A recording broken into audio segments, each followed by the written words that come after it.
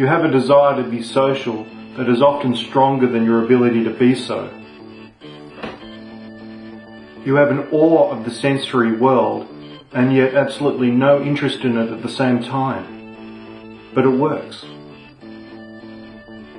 When you meet someone, if you forget their name, it is most likely because you're too busy tuning into their soul. You wish more than anything that someone would discover how rich and valuable your inner world really is. You live with the desire of the ideal world and how far we are from it, yet still look for moments where that ideal actualizes. You are able to look at a stranger and feel their pain, and may even know where that pain comes from. When it comes to solving practical problems, you often find a solution, yet have little memory of how you did it, and have difficulty explaining to someone how you solved it.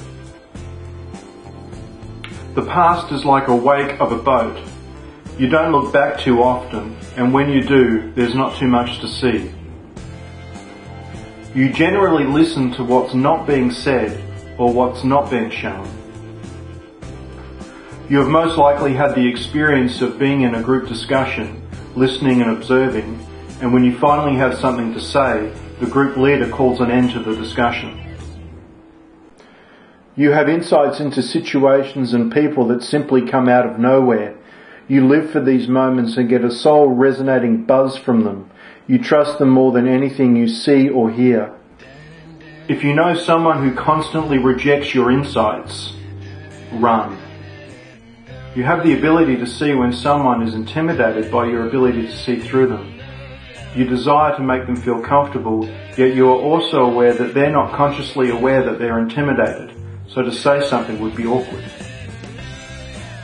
You most likely want to change the world, yet do it one thought and one conversation at a time. You often come to conclusions quickly, yet your conclusions are often accurate. You have realized or will come to realize that you love truth, but that not everybody around you shares that value. You have the ability to know people better than they know themselves, yet you don't have the closeness that you would like to have with them. You are not intimidated by another person's suffering. In fact, you feel very comfortable sitting with someone in their tragedy. You generally like people more than they think you do.